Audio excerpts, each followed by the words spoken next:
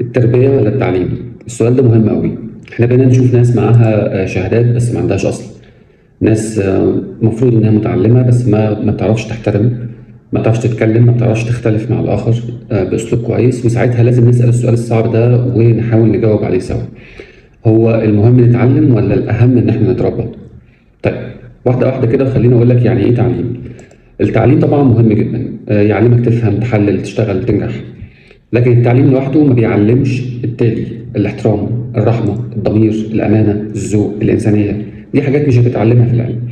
ممكن تبقى دكتور وتكسر الناس بكلمتك، ممكن تبقى مهندس وتغش وتخدع وتكذب، ممكن تبقى مدير وتبقى ظالم وأسلوبك وحش مع الموظفين بتوعك. التعليم من غير تربية بيطلع عقل شاطر بس للأسف قلب ونفس فاضية.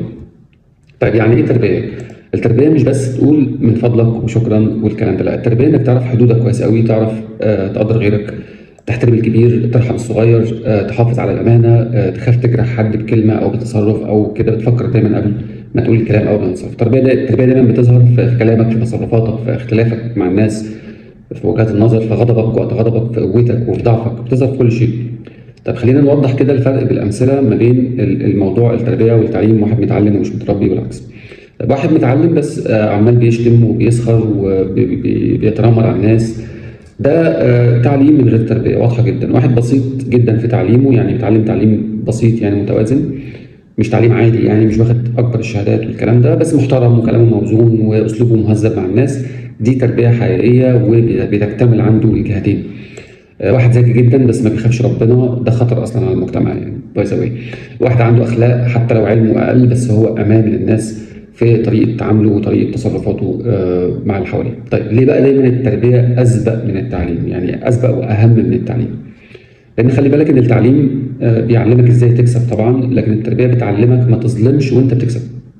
التعليم بيديك قوه، التربيه بتحدد هتستخدم القوه دي ازاي. وعلشان كده يعني زمان كانوا بيقولوا ربوا اولادكم قبل ما تعلموهم، يعني ربوا اولادكم قبل ما تعلموهم. هل ده معناه ان احنا نقلل بقى من التعليم ونهتم بقى بالتربيه وما نديش العيال المدارس والكلام ده؟ لا طبعا. اخطر حاجه هي التربيه من غير علم، لان برضه مشكله يعني، او برضه العكس، او علم من غير تربيه. فاحنا محتاجين نوازن بين الاثنين، ومحتاجين نفهم الاثنين، محتاجين عقل يفهم ومحتاجين قلب يعرف الصح. لكن لو هيختار ايهما اسبق، هقول لك قولا واحدا: التربيه. لان المتربي لما يتعلم هيفيد، لكن اللي متعلم من غير تربيه حرفيا ممكن يدمر نفسه ويدمر المجتمع. طيب المجتمع مش محتاج شهادات بس، المجتمع محتاج نفوس سويه. فربوا ولادكم لو سمحت على الاخلاق وبعدها التعليم. هيبقى ان شاء الله نعمه مش نقمه. التربيه اساس والتعليم اكيد سلاح، ولو السلاح ده دخل